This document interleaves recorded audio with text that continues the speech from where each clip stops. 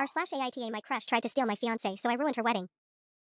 AITA my crush tried to steal my fiancé, so I ruined her wedding. I'm staring at the text message on my phone, and I honestly can't believe the audacity. 3 months. It's been exactly 3 months since Sophia tried to steal my fiancé at my own engagement party, and now she's asking me to plan her wedding like nothing happened. Hey Maya. Guess what? I'm engaged. Ring sparkles. I know we haven't talked much lately, but I would absolutely love for you to plan my dream wedding. You're literally the best planner in the city, and I can't imagine anyone else doing this for me. Call me. XOXO. My hands are literally shaking as I read it again. The same hands that had to pry her off Jake while she whispered in his ear about how much better she could love him. The same hands that cleaned up the champagne glass I threw at the wall after everyone left that night. Let me back up. Sophia and I were friends in college. Well, I thought we were friends. What she didn't know was that I had the biggest crush on her sophomore year. I spent months working up the courage to tell her how I felt, but then she started dating this guy Marcus, and I chickened out. I buried those feelings deep and convinced myself I was better off just being her friend. We stayed in touch after graduation, but life took us in different directions. She became some hotshot marketing executive. I built my wedding planning business from the ground up. When Jake and I got engaged 6 months ago, I was over the moon. I'd finally found someone who loved me unconditionally, or so I thought. The engagement party was supposed to be perfect. I'd planned it myself, obviously. Fairy lights, Jake's favorite craft beer, all our closest friends and family. Sophia flew in from Seattle, and I was genuinely excited to see her and show off my new life. But the moment she walked in wearing that tight red dress, something felt off. She kept making comments about how surprising it was that I was getting married first, how she never saw it coming. Then she spent the entire night monopolizing Jake's attention. I tried to brush it off. I mean, Sophia's always been charming and flirty, it's just her personality, right? But then I caught them on the back patio, and she had her hands on his chest, looking up at him with those big doe eyes that used to make my heart race. You could do so much better than her, Jake, she was saying. Maya's sweet, but she's not ambitious. Not like you. We'd be perfect together. The worst part? Jake didn't immediately shut it down. He just stood there, looking conflicted, while my former crush tried to convince my fiancé to leave me. When I confronted them, Sophia had the nerve to act like I was overreacting. We were just talking, Maya. God, you're so insecure. She threw my past right in my face, all those late-night college conversations where I confided about my cheating ex, about how I struggled with trust issues. Jake chose me, obviously. But the damage was done. The woman I'd once been head over heels for had weaponized my deepest insecurities and tried to destroy my happiness. And now she wants me to plan her wedding. I look at my phone again, then at my laptop screen showing my business calendar. I'm booked solid for the next 8 months, turning away clients left and right. I should tell her I'm too busy. Instead, I find myself typing, "Congratulations. I'd love to help make your day absolutely unforgettable. When can we meet?" Because sometimes, the best revenge is giving someone exactly what they ask for. I hit send before I can second-guess myself, and immediately my stomach drops. What the hell am I doing? My phone buzzes within minutes. Of course she responds immediately. Sophia never could contain her excitement when she was getting her way. OMG yes. I'm flying in this weekend. Can we meet Sunday? I have so many ideas. This is going to be perfect. Party popper. Perfect. Right. I'm already regretting this, but there's no backing out now without looking completely unprofessional. I run my own business. I can't afford to get a reputation for being flaky or letting personal drama interfere with work. Jake walks into our kitchen just as I'm staring at my phone like it might explode. What's wrong? He sets down his coffee and peers over my shoulder. You look like you've seen a ghost. I quickly lock my screen. Nothing, just a new client being overly enthusiastic. It's not technically a lie, but the way Jake's eyebrows furrow tells me he's not buying it. We've been walking on eggshells around each other since the engagement party. He apologized profusely, swore nothing would have happened with Sophia, but there's this new tension between us that wasn't there before.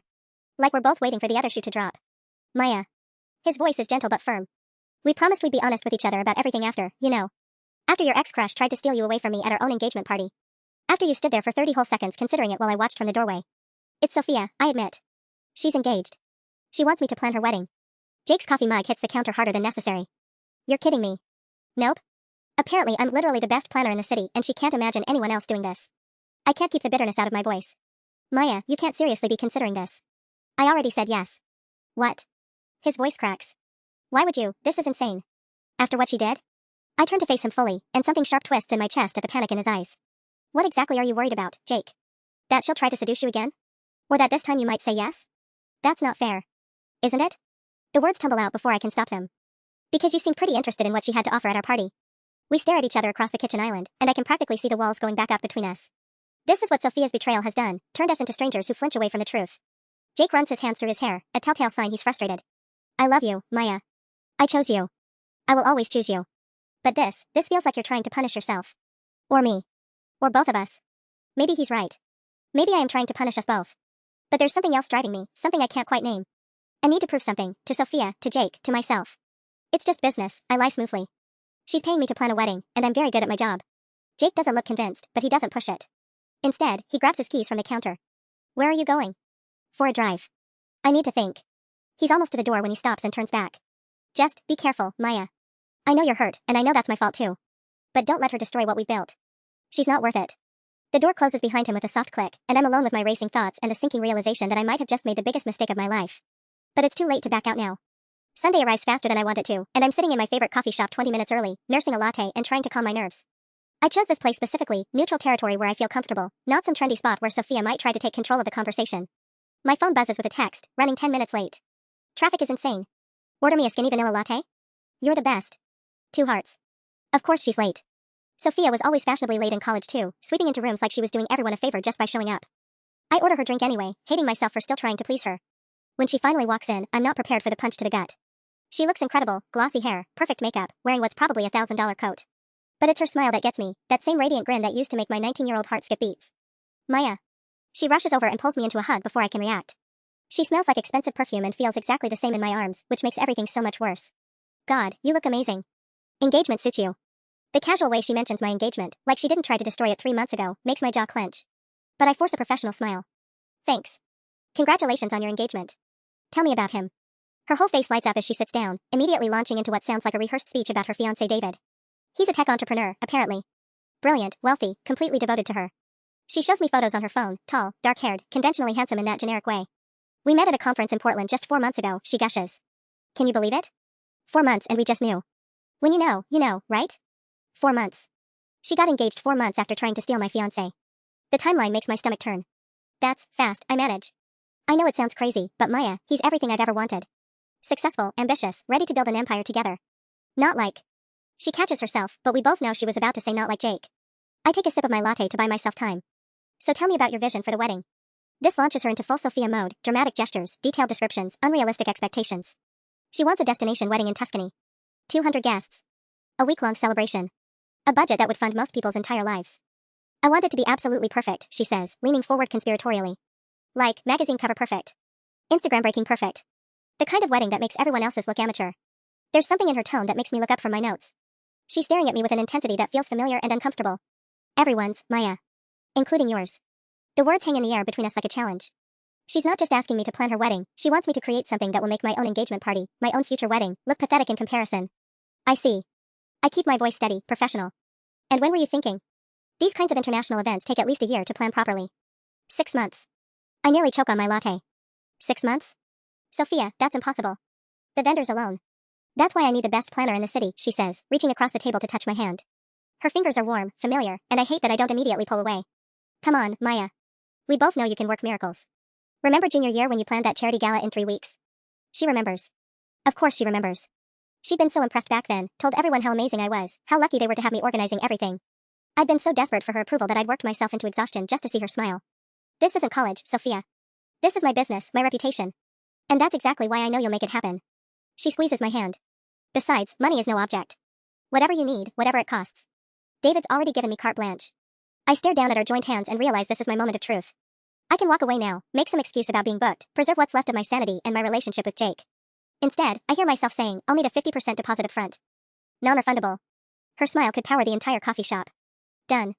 The deposit clears my account the next morning, $250,000, just like that.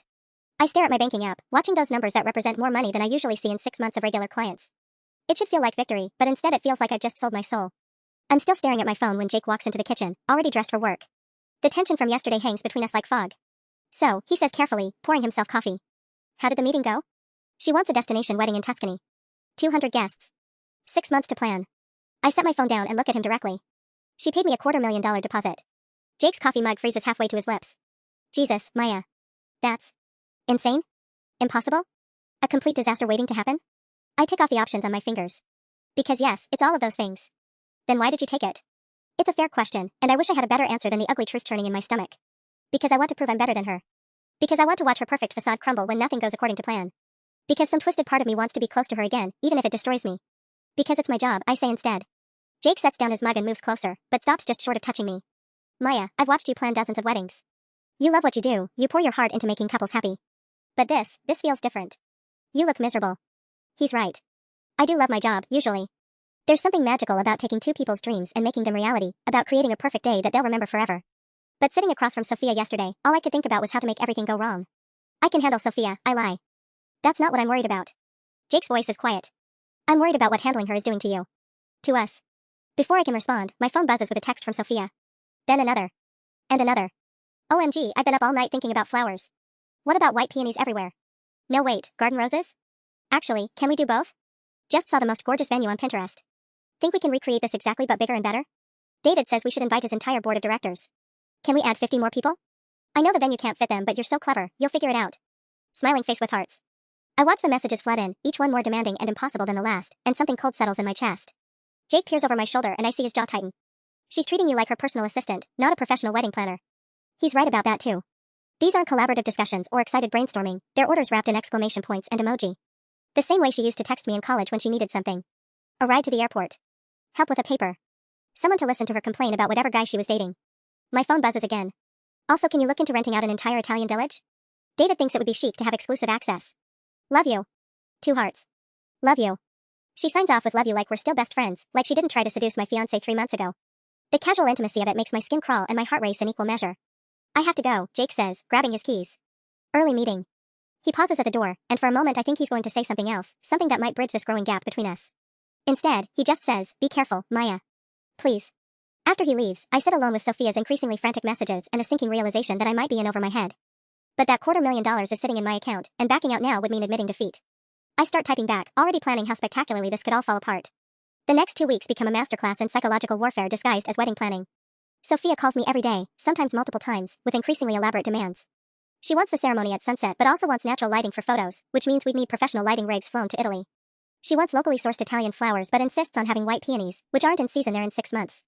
She wants an intimate family affair but keeps adding people to the guest list until we're at 230. Each conversation leaves me more drained than the last. There's something almost manic about her excitement, like she's trying to prove something to the world, or maybe to herself. And every suggestion I make gets shot down with a sweetly condescending laugh. Oh Maya, that's cute, but I was thinking something more elevated? You know? I'm starting to understand that she doesn't actually want my professional expertise. She wants me to be her emotional punching bag, the same way I was in college whenever her life felt out of control. The breaking point comes on a Thursday afternoon. I'm at my office, surrounded by vendor contracts and increasingly frantic emails from Italian suppliers, when my assistant Jenny pokes her head in. There's a woman here to see you? Says she's a client but she's not on the schedule. Before I can ask who, Sophia breezes past Jenny like she owns the place.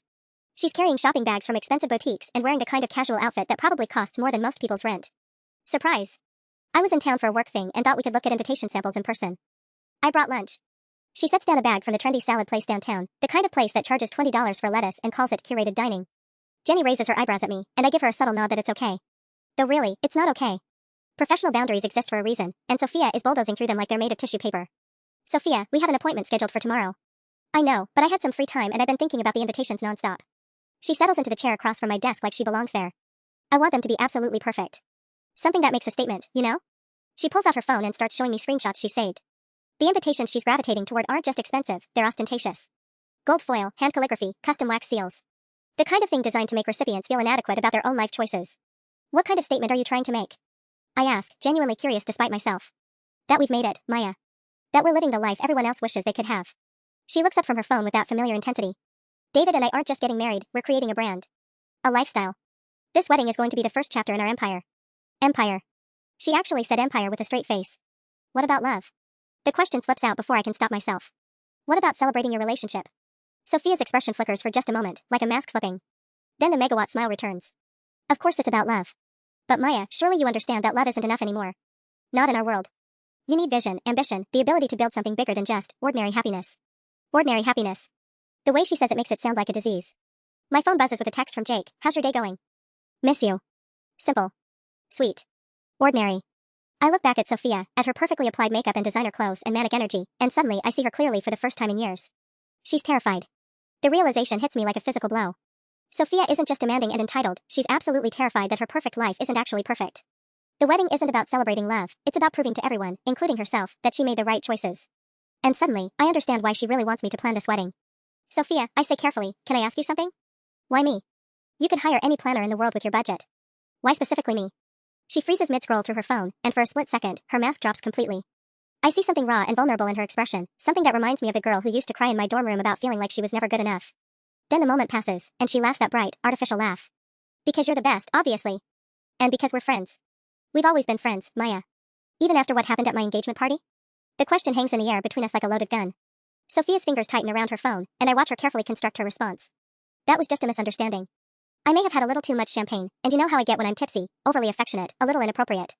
I never meant anything serious by it. The gaslighting is so smooth, so practiced, that for a moment I almost believe her. Almost convince myself that maybe I did overreact, that maybe it wasn't as bad as I remember. But then I think about Jake's face that night, the way he couldn't meet my eyes for weeks afterward. The way we're still tiptoeing around each other like we're afraid one wrong word will shatter everything we built. Right, I say. A misunderstanding. Sophia beams like I just absolved her of all sins. Exactly. See, this is why I knew you'd understand. You've always been so rational, so level-headed. Not like those dramatic girls who would turn something innocent into a whole thing. My phone buzzes again. Another text from Jake, dinner tonight? I'll cook. We should talk. We should talk. Those 3 words make my stomach clench. In relationship speak, we should talk is never good news. It means he's reached some kind of decision about us, about whether we can survive what Sophia did to our trust. Maya? You're not listening. Sophia's voice has an edge now, that sharp tone she used to get when people weren't giving her their full attention. Sorry, just checking my schedule. I put my phone face down on the desk. You were saying something about the invitations? I was saying that I want them hand-delivered. Not mailed, delivered by courier to each guest personally. I want to see their faces when they realize how spectacular this is going to be. Hand-delivered invitations to 230 guests scattered across 3 continents. The logistics alone would be a nightmare, not to mention the cost. Sophia, that's going to add at least $50,000 to your budget, and the timeline. Money isn't an issue, she cuts me off.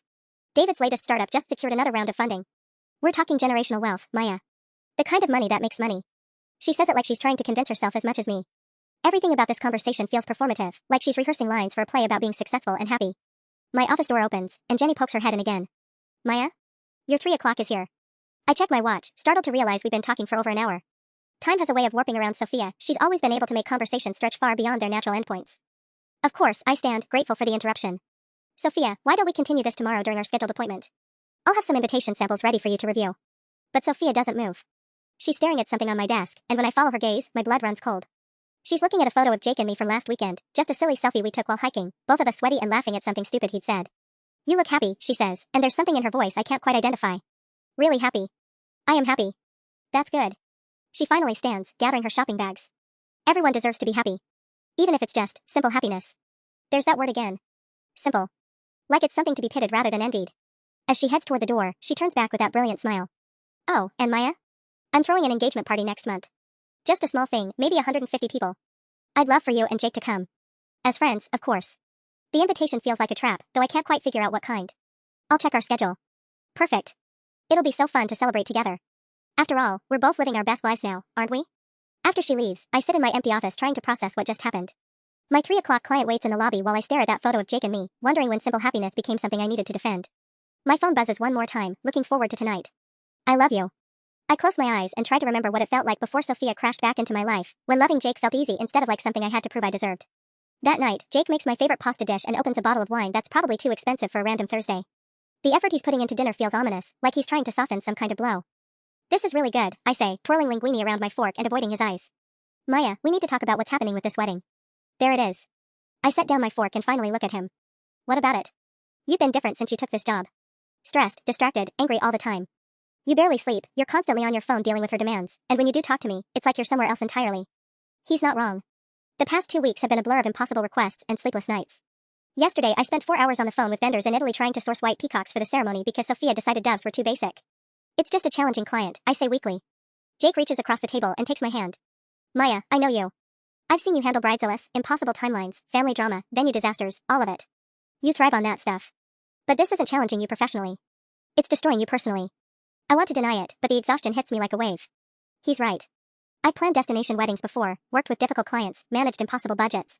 But none of those jobs kept me awake at night analyzing every conversation, looking for hidden meanings in emoji choices. She came to my office today, I admit. Unannounced. Stayed for over an hour. Jake's hand tightens on mine. What did she want? To look at invitations. To talk about hand-delivering them to every guest personally. I pause, remembering the strange moment when she saw our photo. Jake, I think she's not okay. Like, mentally not okay. What do you mean?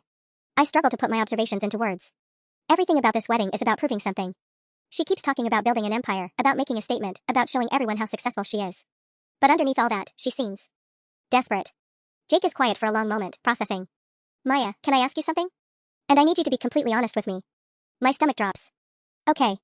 Are you planning to sabotage her wedding? The question hangs between us like a bomb. I want to deny it immediately, but the words stick in my throat because the honest answer is complicated. I don't know, I finally whisper. Jesus, Maya. I keep going back and forth, I rush to explain. Part of me wants to do my job, plan her perfect wedding, take her money and prove I'm the bigger person. But another part of me wants to watch it all fall apart. Wants her to feel as humiliated and betrayed as I did that night.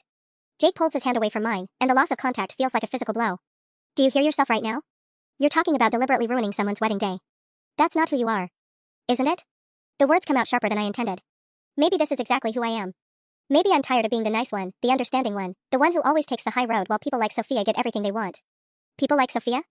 Jake's voice is dangerously quiet. What does that mean?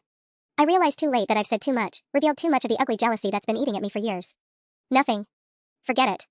No, Maya. Tell me what you mean by people like Sophia. The wine and exhaustion have loosened my tongue, and suddenly everything I've kept buried comes spilling out. Beautiful people. Charming people. People who walk into rooms and everyone immediately loves them, who get job offers and opportunities handed to them, who can steal someone's fiancé just by batting their eyelashes. Jake stares at me like I'm a stranger. Is that really what you think happened? That she almost stole me because she's more beautiful than you are? The question hits me like a slap. I can see the hurt and confusion in Jake's eyes, and I realize how awful I must sound, jealous, petty, insecure in all the worst ways. That's not what I start, then stop because maybe it is exactly what I mean. Jake, you saw her that night. You saw how she looked, what she was wearing, how confident she was. And you hesitated. I hesitated because I was drunk and confused, not because I thought she was more attractive than you. His voice is strained. Maya, I love you. I've loved you for 3 years. One moment of confusion doesn't erase that. But it happened. The words taste bitter. However brief it was, there was a moment where you considered it. Where you thought maybe she was offering you something better. Jake pushes back from the table, running his hands through his hair in frustration. So this whole thing, taking her as a client, putting yourself through hell for the past 2 weeks, this is about punishing me? No. The denial comes out too loud, too desperate. Maybe. I don't know anymore. The silence stretches between us, heavy with 3 months of unspoken resentment and doubt. Outside, I can hear our neighbors laughing on their porch, the sound of a normal couple enjoying a normal evening. Simple happiness. Maya, Jake says finally, his voice careful and measured, I think you need to decide what you want here. Do you want to move forward with us, work through this together? Or do you want to keep punishing both of us for one mistake? Before I can answer, my phone starts buzzing incessantly on the kitchen counter. Text after text from Sophia. Maya. Emergency. David's mom wants to invite her entire book club and they're all vegetarian. Can we do a completely separate vegetarian menu? Also, she's allergic to roses, so we need new flowers ASAP. Also, I just realized we never discussed the cake. I want something architectural, like 7 tiers but not traditional tiers. More like edible art? Can you find someone who does sculptural cakes? One more thing, what if we did fireworks? Like real fireworks, not just sparklers. I want people to see them from the next village over. Jake glances at the phone, then back at me. Turn it off. I can't. She's paying me. Turn it off, Maya. His voice is firmer now. Whatever she wants can wait until morning. We're trying to save our relationship here. But even as he says it, my phone keeps buzzing. More texts, then a phone call. When it goes to voicemail, she calls again immediately. She's not going to stop, I mutter, reaching for the phone. Jake gets there first, grabbing it and declining the call. Yes, she will. You're going to set boundaries, or I'm going to do it for you. You can't. Watch me. He holds my phone up, and for a terrifying moment I think he's going to throw it against the wall. Instead, he powers it down completely. There. Now we can actually talk without her interrupting every 5 minutes. The kitchen feels unnaturally quiet without the constant buzz of notifications. I realize I've gotten so used to Sophia's digital presence that the silence feels wrong, like something's missing. This is exactly what I'm talking about, Jake says, setting the phone on the counter. She's not just planning a wedding with you, she's taking over your life. Our life. He's right, and I hate that he's right. When did I become someone who can't have dinner with her fiancé without checking work messages? When did Sophia's demands become more urgent than my own relationship?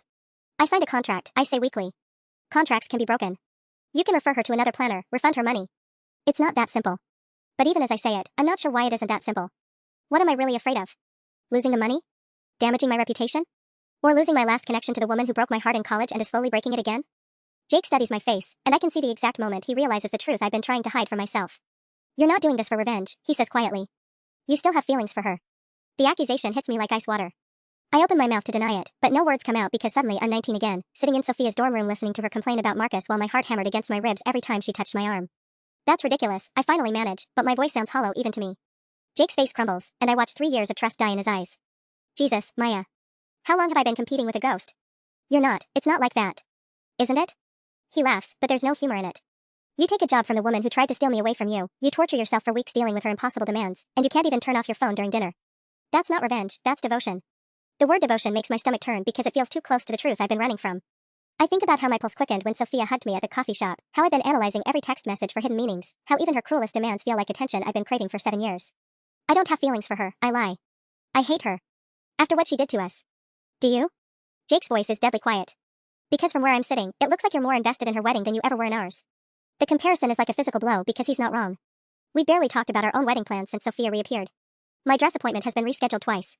The venue contracts are sitting unsigned on my desk, buried under Italian vendor agreements and Sophia's increasingly frantic notes. That's not fair. Fair? Jake stands up so abruptly his chair scrapes against the floor. You want to talk about fair? Fair would have been you telling me to go to hell when she texted you. Fair would have been us working through what happened at the engagement party together instead of you running straight back to the person who caused it. My phone, even powered off, seems to pulse with phantom notifications on the counter between us. I can almost feel Sophia's presence in our kitchen, her demands, and her desperation and her perfectly calculated smile. She needs me, I whisper, and immediately hate myself for saying it. She needs you? Jake's voice cracks. Maya, listen to yourself. She doesn't need you, she's using you. The same way she used you in college, the same way she tried to use me at our party. You're just too caught up in some teenage fantasy to see it. It's not a fantasy. The words explode out of me. You don't understand what it was like, watching her date everyone except me, always being the friend who got the leftover attention. And now she's getting married to some perfect guy and having this perfect wedding and I'm supposed to just... I stop mid-sentence, realizing what I just confessed.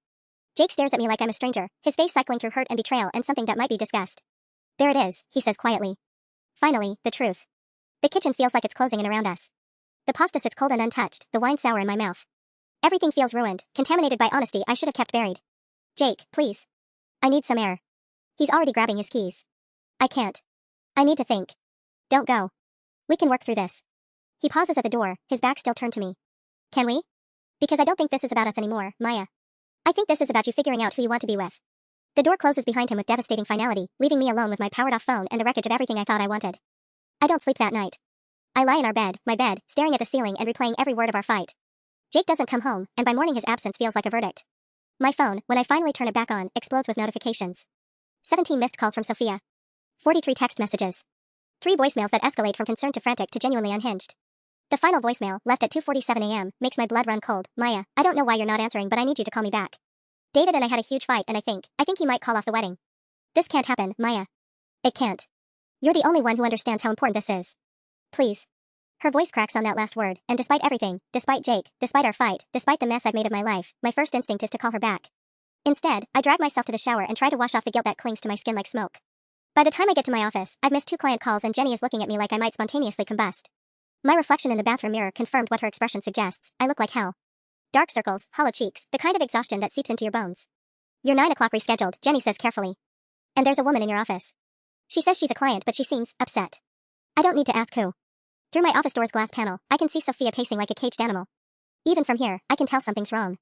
Her usually perfect posture is rigid with tension, her hands moving in sharp, agitated gestures as she talks on her phone.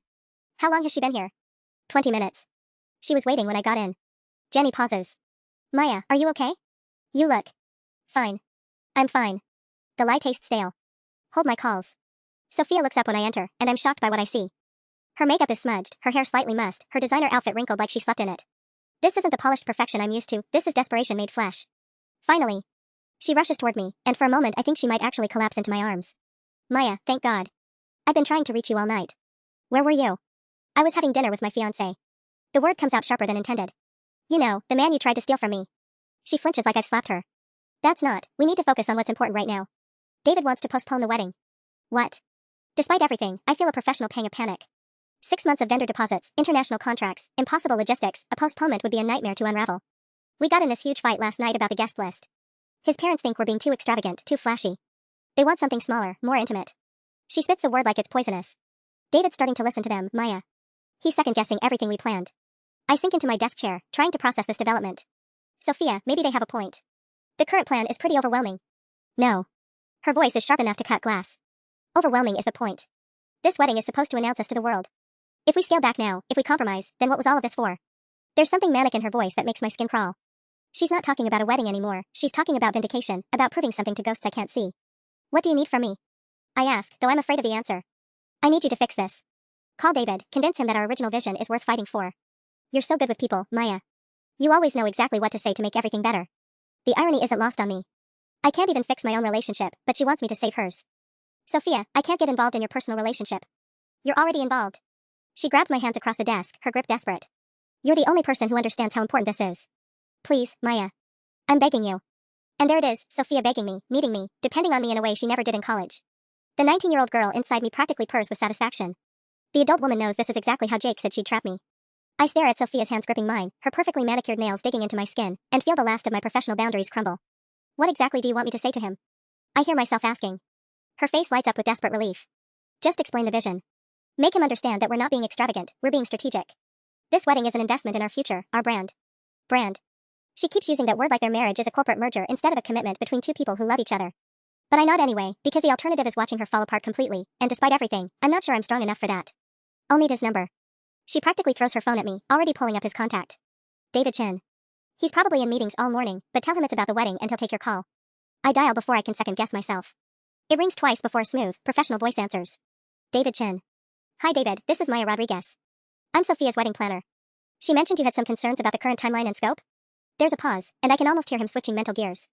Maya, yes. I'm sorry, this is probably awkward for you. I know Sophia can be intense about this wedding. Intense. That's one word for it. Not at all.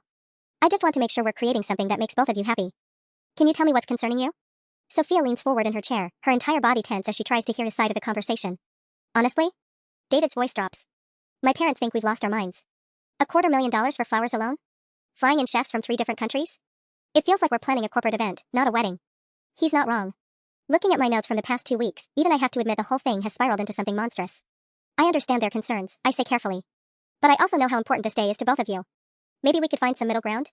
Keep the elements that are most meaningful and scale back others? That's exactly what I suggested. His relief is palpable. But Sophia, she keeps saying that any compromise ruins the vision. I love her, Maya, but I'm starting to feel like I'm marrying a wedding planner instead of the woman I fell in love with. Sophia's face goes white. She can clearly hear enough of his voice to catch the gist, and the panic in her eyes is genuine and terrifying. David, I say, making a decision that I know I'll regret, what if I could show you exactly how the current plan serves your relationship goals? Not just the aesthetic ones, but the practical ones too. Sophia nods frantically, mouthing yes, yes like her life depends on it. I suppose we could meet. Though I have to say, I'm not sure what you could tell me that would justify spending more on centerpieces than most people make in a year. Let me try. Are you free for lunch today? We settle on a restaurant downtown, and when I hang up, Sophia looks like she might cry from relief. Maya, you're incredible. I knew you'd know what to do. She's already gathering her things, her manic energy redirected toward preparation mode. I'll send you talking points, budget breakdowns, photos of similar events. Sophia. I stop her mid-ramble. What happens if I can't convince him? What if he still wants to scale back? For a moment, her mask slips completely, and I see something raw and desperate underneath. That can't happen, she whispers. This wedding is everything, Maya. If it's not perfect, if it's not extraordinary, then what was the point of any of this? She leaves before I can ask what she means, but her words echo in my empty office long after she's gone. My phone buzzes with a text from Jake, stayed at Mike's last night. We need to talk when you're ready. I stare at the message for a long time, then delete it without responding. The lunch with David doesn't go at all the way I expected. I arrive at the restaurant armed with Sophia's talking points and a presentation folder thick enough to choke a horse. She'd texted me 17 times between our meeting and lunch, each message more frantic than the last, including a voice memo where she actually started crying while explaining why the imported Italian marble for the altar was non-negotiable. But David Chen isn't the entitled tech bro I was prepared to meet. He's thoughtful, soft-spoken, and genuinely concerned about what this wedding is doing to the woman he loves. She's not sleeping, he tells me over appetizers we're both too tense to eat. She's up until 3 a.m. every night researching butterfly releases or arguing with florists in different time zones. Yesterday I found her crying over fabric samples because apparently there are 47 different shades of ivory and choosing the wrong one would ruin everything. I think about Sophia's appearance this morning, the smudged makeup, the wrinkled clothes, the manic energy barely holding her together. Wedding planning can be stressful. This isn't stress, Maya. This is obsession. David sets down his fork and looks at me directly. I'm starting to think she cares more about having the perfect wedding than she does about actually being married to me. The words hit uncomfortably close to home. How many times over the past few weeks has Sophia mentioned her love for David versus her need to make a statement? Can I ask you something? I find myself saying. Why did you propose so quickly? 4 months is fast, I know. David runs his hands through his hair, and the gesture reminds me painfully of Jake. But when I met Sophia, she was this incredible force of nature. Confident, ambitious, absolutely magnetic. I'd never met anyone who knew so clearly what she wanted from life. And now? He's quiet for a long moment, staring out the restaurant window at the busy street. Now I'm wondering if what she wants from life includes me, or if I'm just part of the package she's trying to build. I should be defending Sophia right now, selling him on the vision she's desperate to protect. Instead, I hear myself asking, have you told her any of this? I've tried. But every time I bring up scaling back or simplifying things, she gets this look in her eyes like I'm trying to destroy her dreams. And maybe I am, I don't know anymore. My phone buzzes on the table. Another text from Sophia, how's it going? Is he coming around? Send updates. David glances at the phone, then back at me. She's texting you right now, isn't she? Wanting to know if you've convinced me to get back in line? The accuracy of his guess makes my cheeks burn. She's just nervous. Maya. His voice is gentle but firm. Can I ask you something now? Why are you really here? Because if you're just going to try to sell me on imported peacocks and 7-course Italian feasts, we can skip to dessert and call it a day. I stare down at my untouched salad and realize I don't have an answer. Why am I here? To save Sophia's wedding? To prove I can fix what I couldn't fix with Jake? To stay connected to her in any way possible? I don't know, I admit. That's honest, at least. David signals the waiter for the check. Look, I love Sophia. But I'm not going to bankrupt myself emotionally or financially for a party, no matter how spectacular it might be. If she can't understand that. He doesn't finish the sentence, but he doesn't need to. The implication hangs between us like a death sentence. My phone buzzes again. And again. I can practically feel Sophia's panic radiating through the screen. What are you going to tell her? David asks.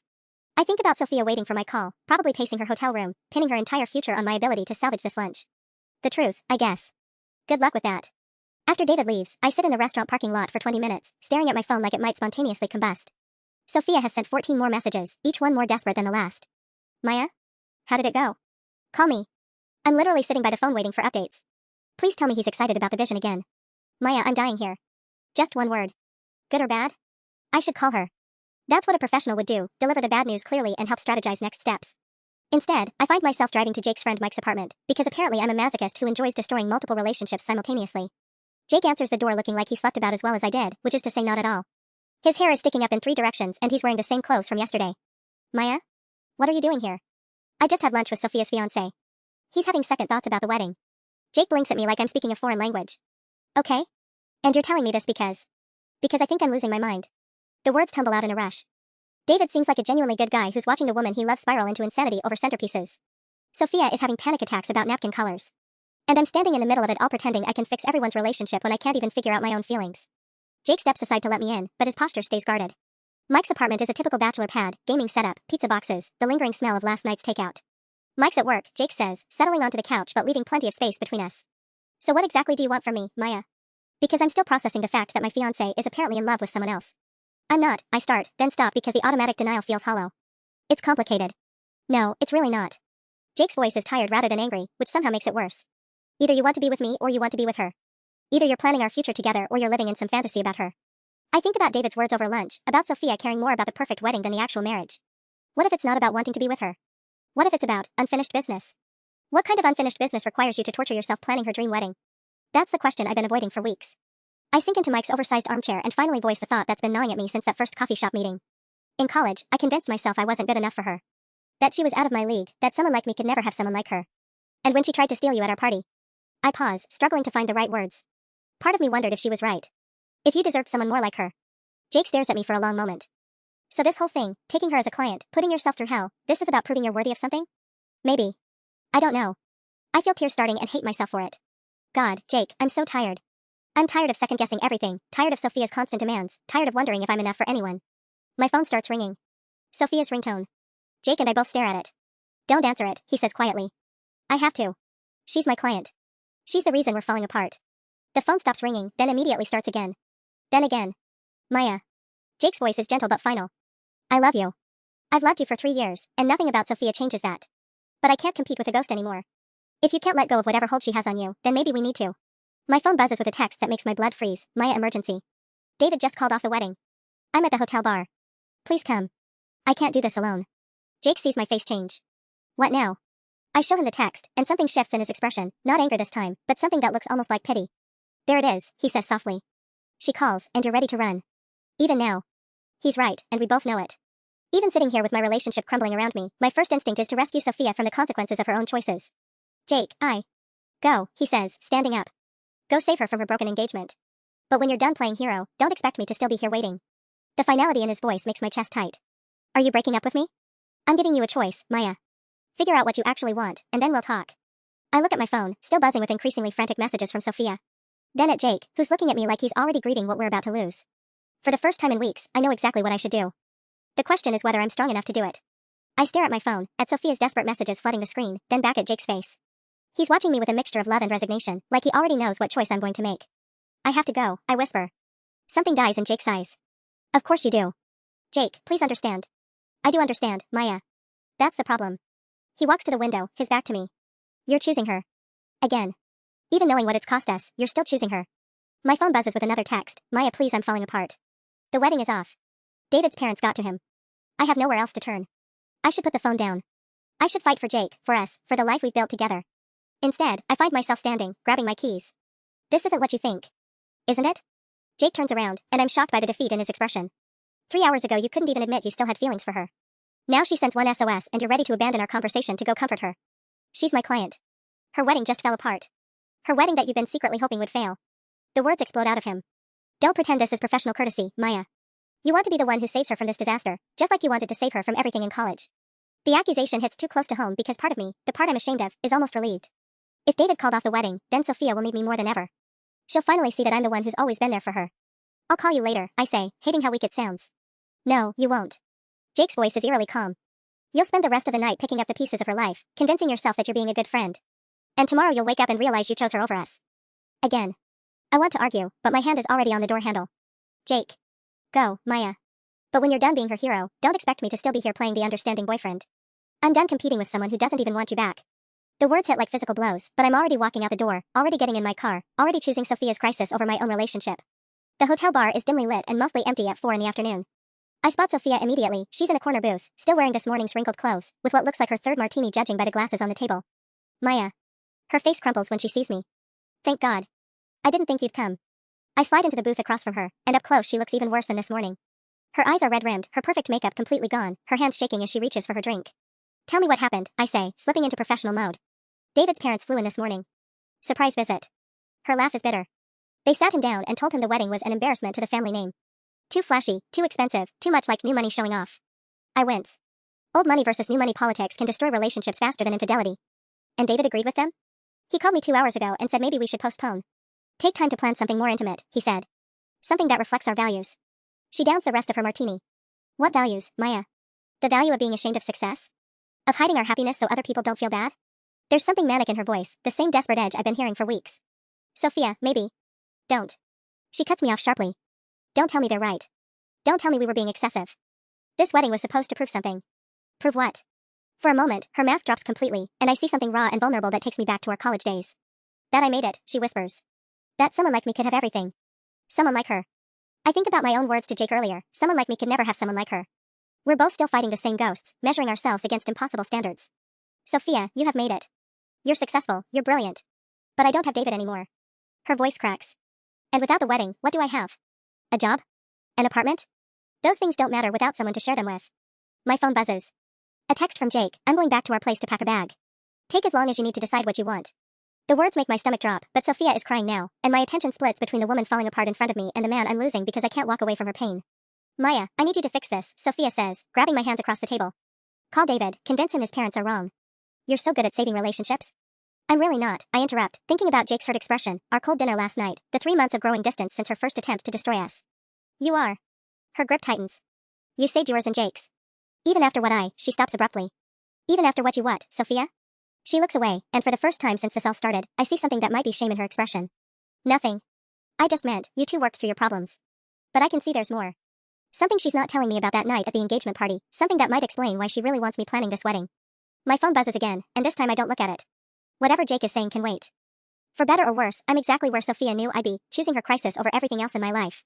The hotel bar feels like it's closing in around us as Sophia grips my hands, her nails digging crescents into my skin. But suddenly, something clicks into place, a moment of clarity that cuts through weeks of confusion and manipulation. Sophia, I say quietly, pulling my hands free. What really happened at my engagement party? Her face goes pale. I told you, I had too much champagne. No. I lean back in the booth, finally seeing her clearly. You said I saved my relationship with Jake. But you're the one who tried to destroy it. Why would you want me to plan your wedding unless? The pieces fall into place like a puzzle I've been trying to solve for months. You wanted to see if you could do it again. Maya, that's ridiculous. Is it? You get engaged 4 months after trying to steal my fiancé. You hire me specifically, even though you could afford anyone in the world.